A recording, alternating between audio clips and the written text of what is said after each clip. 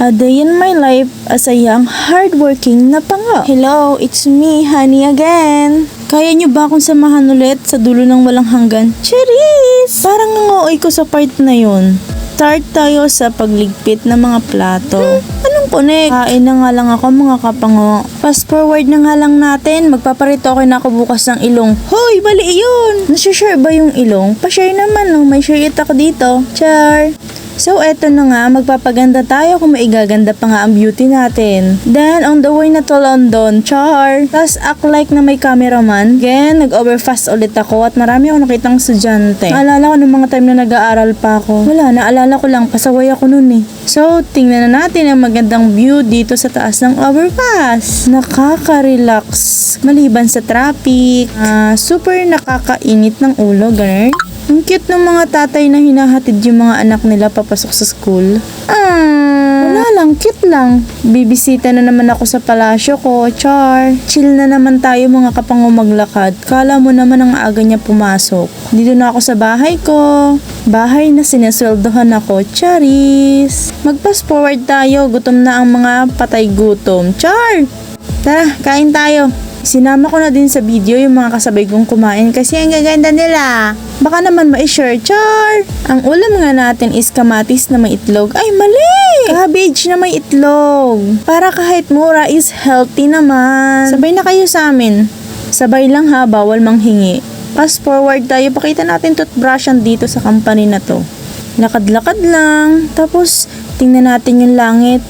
Feeling ko, hindi ako mapupunta dyan. Ha?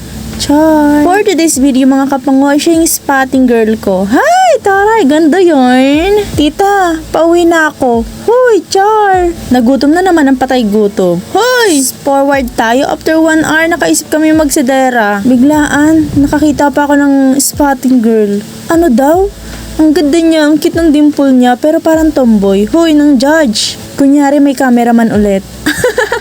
At nang nasa sadera na kami, ang unang bumungad sa amin is pak, mga pagkain, B. Hindi nga lang yun yung pinunta ko dyan, kundi yung mga damit ng pamangkin ko. Ewan ko. Once na may makita akong cute na gamit, na pambata, yun, kabog. Yun na agad. Unang bungad nga sa akin itong mga puyod na bibi na to at sumunod ay ang pagkain na yan. Puro pagkain, masarap siya, perfect, 35 pesos. With cheese.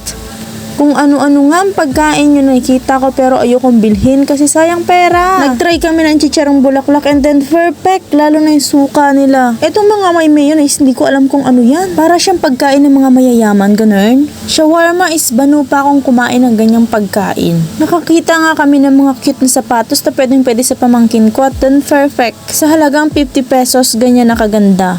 Bibili sana kami ng balot parang ang mahal-mahal. At ito yung pinaka nakakaloka. Paalis na kami, bumalik pa.